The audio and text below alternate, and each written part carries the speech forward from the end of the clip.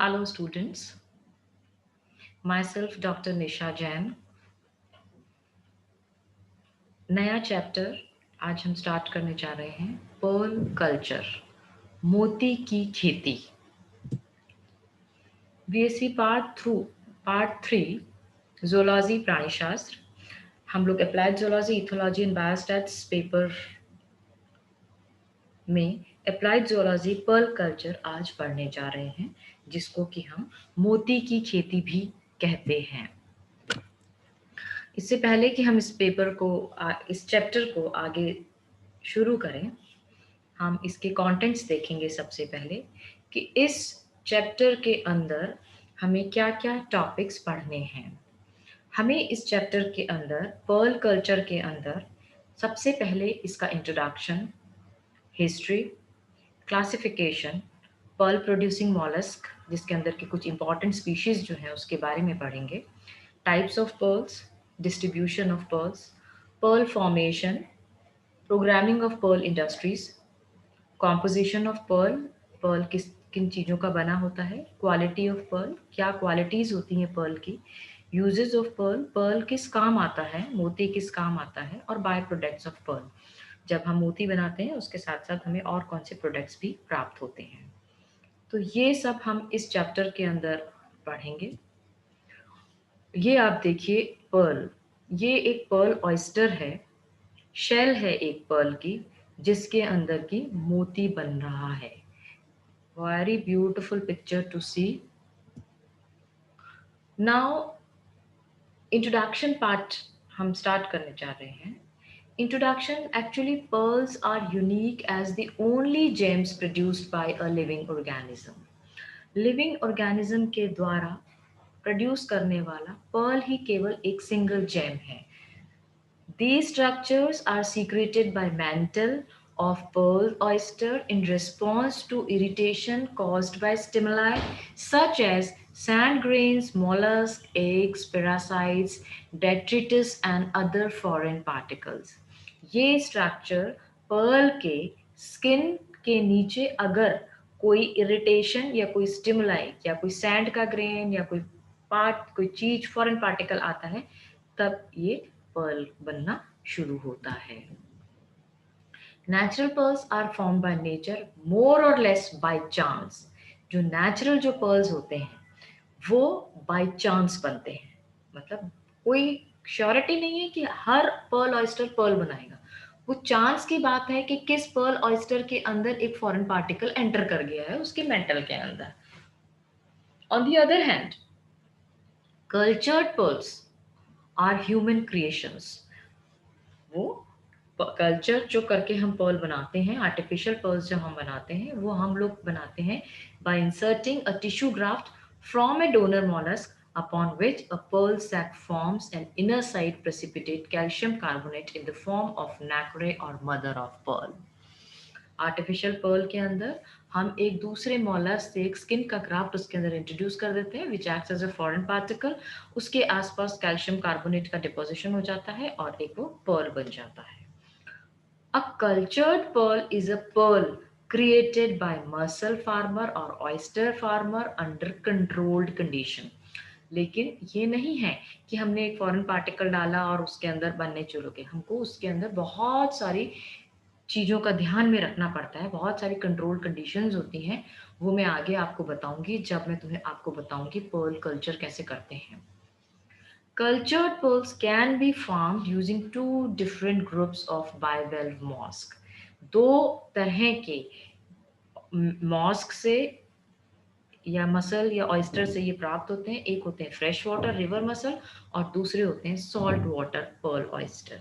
मतलब fresh water के अंदर जो ये ऑयस्टर्स होते हैं उनसे या फिर सॉल्ट वाटर में जो ऑयस्टर्स होते हैं उनसे, हम दोनों से इनका हम मोती को प्राप्त करते हैं।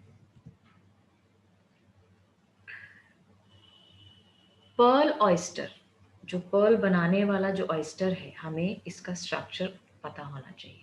अगर हम इसके एक्सटर्नल स्ट्रक्चर को देखें, it is a very simple structure. आपने जहाँ तक मुझे नॉलेज पता है कि आपने सीप देखा होगा कई बार। लाइक वैसे तो हम लेबोरेटरी के अंदर देखते ही हैं, फर्स्ट ईयर के अंदर पर्ल ऑयस्टर आपका म्यूजियम स्पेसिमेन होता है।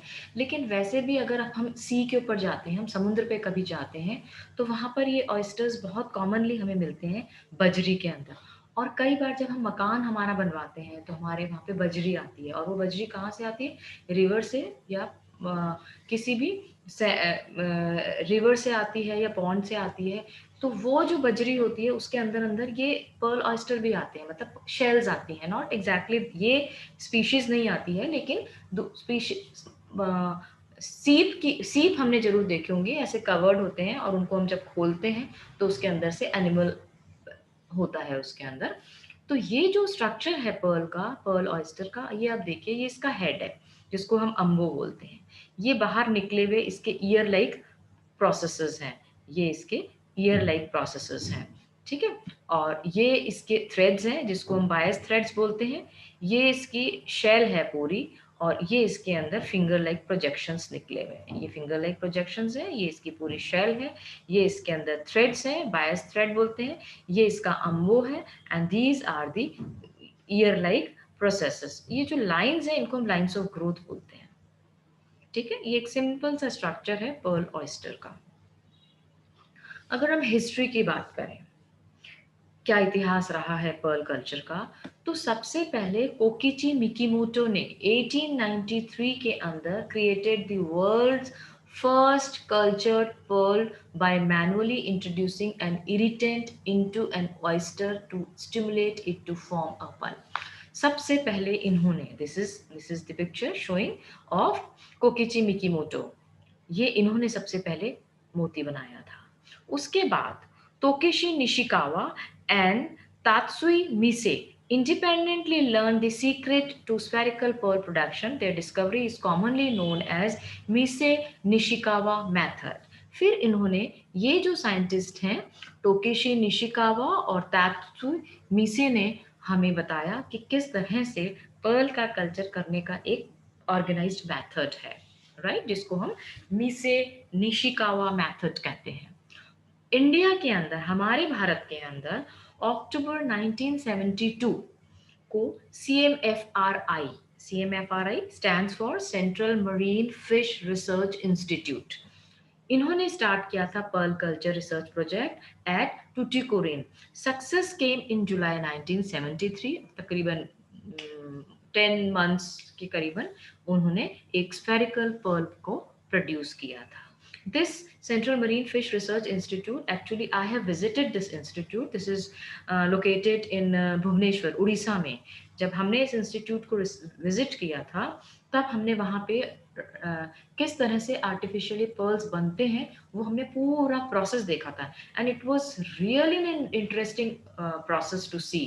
मतलब बहुत मजा आया था। I still remember those days when we went there, और हमने जब वहाँ देखा किस तरह से पर्ल बन रहा है, it was very interesting.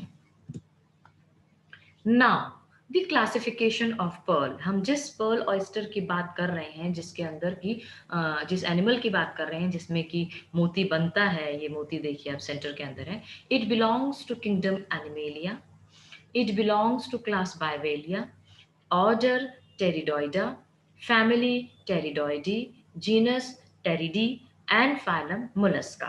So this is the classification of pearl oyster. Now there are many pearl producing organisms. बहुत सारे oysters हैं जो कि pearl को बनाते हैं। कुछ मैंने बताया आपको, दोनों बनाते हैं, मरीन भी बनाते हैं, सॉल्ट वाटर और फ्रेश वाटर मसल्स भी बनाते हैं। ये कुछ नाम हैं, कुछ स्पीशीज हैं जो कि मोती की खेती में हम काम में लेते हैं। Pinctada vulgaris, Pinctada fucata, Pinctada chemnitzii, Pinctada margaritifera, Pinctada anomioides, Pinctada atropurpurea, Haliotis, Mytilus, Placuna placenta, Placuna maxima, Unio margaritifera. So these are the species जो कि हम पर्ल कल्चर में काम में लेते हैं। ये आप देखिए, इनके पिक्चर्स है। पिंकटेटा मैक्सिमा ऐसा दिखता है, पिंकटेटा मार्गाटीफेरा ऐसे दिखता है, पिंकटेटा फ्यूकेटा ऐसे दिखता है। इसके अलावा भी बहुत सारी हैं इंपॉर्टेंट स्पीशीज, ये देखिए आप, ये देखिए जापान, ऑस्ट्रेलिया, मैक्सिको सब जगह पर ये अलग अलग स्पीशीज जो है वो पाई जाती हैं जिसके अंदर की पर्ल का फॉर्मेशन होता है। मैंने बताया पर्ल दो तरह से बनते हैं, एक नेचुरल वे होता है और एक आर्टिफिशियल वे होता है। नेचुरल वे के अंदर जो है natural pearls are form due to the natural process और disturbances in the environment where the oyster lives. ये देखिए आप नेचुरल पर्ल, इसके अंदर देखिए लाइंस ऑफ ग्रोथ कितनी क्लियर है, इज इट। और आर्टिफिशियल जो होता है वो inducing mollusc to secrete nacreous matter around an inserted nucleus. It is produced by human interference and is known as cultured pearl. Chief imitation made of plastics that have a artificial luster are known as artificial pearl. Now इसके अंदर आप देखिए lines of growth नहीं होती है। हाँ, जो actually जो आर्टिफिशियली हम बनाते हैं they are also pearls, they are also good pearls, but जो हम नेचुरल होता है, नेचुरल वे से बनता है, वो देखो लाखों करोड़ों में हमें जब हम पर्ल्स को खोलते हैं ऑयस्टर को तो हमें वो मिलता है।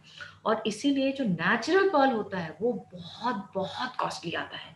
और ये जो आर्टिफिशियल बनाते हैं ये भी बहुत कॉस्टली आते हैं। लेकिन मैं आपको बताऊं, जब मैंने इस रिसर्च इंस्टीट्यूट को विजिट किया था तब मुझे बताया गया था वहाँ पे कि नेचुरल पर्ल बहुत महंगा होता है, आर्टिफिशियल पर्ल्स हम जो बनाते हैं ये भी बहुत महंगा होता है। लेकिन हम जो बाजार में जो ज़्यादातर ये जो यूज़ करते हैं पर्ल जो मार्केट के अंदर मिलता है, वो क्या होता है दो तरह से बनाते हैं। वो क्या करते हैं, इसकी शेल को पीस के पाउडर बना देते हैं और वो जो कैल्शियम कार्बोनेट उनको मिलता है उसको गोले बनाकर वो पर्ल बनाते हैं, तो वो भी सस्ता मिलता है। उसके अलावा प्लास्टिक, प्लास्टिक को भी प्लास्टिक के मोती बनाए जाते हैं जो आपको 1-2 रुपए में पूरी माला मिल जाती है, वो पर्ल्स भी आर्टिफिशियल होते हैं। पर वो ये जो चूरा करके बनाना और जो प्लास्टिक से बनाना ये तो बहुत ही सस्ते आएंगे, मतलब 5-10 रुपए के आ जाएंगे। बट जो हम आर्टिफिशियल कल्चर करके पर्ल बना रहे हैं वो भी बहुत महंगा आएगा, और नेचुरल पर्ल तो it is very very costly. ये मैंने बताया कल्चर्ड के अंदर आप देखिए thin coating of nacre and non pearl bodies के अंदर, और इसके अंदर ऑल पर्ल नेचुरल। ये देखिए ये कल्चर्ड है, इसके अंदर कहीं भी रिंग्स नहीं दिख रही है, और ये जो नेचुरल है इसके अंदर आप ये देखिए ए है। तो जो जौहरी होते हैं ना वो इमीडिएटली आइडेंटिफाई कर लेते हैं कि ये पर्ल आर्टिफिशियल बनाया हुआ है या नेचर का है ये। अगर मैं डिस्ट्रीब्यूशन की बात करूं कि पर्ल कहाँ पाया जाता है, तो तो वर्ल्ड के अंदर अगर हम बात करें तो चाइना और जापान सबसे, मतलब चाइना तो इनफैक्ट अभी नंबर 1 है पर्ल प्रोडक्शन के अंदर। जितना चाइना प्रोड्यूस कर रहा है उतना शायद कम कर रहा है, पहले जापान बहुत करता था लेकिन अब जापान सेकंड नंबर पे आ गया है। उसके अलावा there are many other countries, Vietnam, Australia, Indonesia, Myanmar, Philippine, Tahiti and even Mauritius is also there. I have visited Mauritius also, और वहाँ पर भी मैंने पर्ल फैक्ट्री विजिट की थी। Because you know Mauritius is a country which is, वो समुद्र के बीच में एक कंट्री है, और आपको पता है जब समुद्र के बीच में जो कंट्री होगी वो आसपास के समुद्र का पूरा फायदा उठाती है, और उस फायदा उठाने के अंदर वो पर्ल कल्चर बहुत करते हैं। तो मॉरिशस के अंदर भी पर्ल कल्चर बहुत होता है, और वहाँ पे ब्लैक पर्ल्स बहुत मिलता है वहाँ पे। So I have purchase that pearl and very good pearls you can buy from Mauritius. हम इंडिया की अगर बात करें, हम इंडिया की बात करें तो जो इंडिया के अंदर ज़्यादातर आपने देखा होगा समुद्र कोस्टल एरियाज के अंदर पर्ल का प्रोडक्शन होता है। अगर आप देखो तो बॉम्बे, मिड्रॉस हार्बर, अंडमान, ठीक है, उसके बाद ये पिंकटेटा एनोमियोडिस स्पीशीज से बनाते हैं पर्ल को। ये पी एट्रोपिपुरेरी से मेड्रास हार्बर और अंडमान में बनता है। चैम्पटिनीजी से मेड्रास हार्बर और पार्क बे में मिलता है। फुकेटा कॉमन इंडियन पर्ल ऑयस्टर वो गल्फ ऑफ कच्छ में है।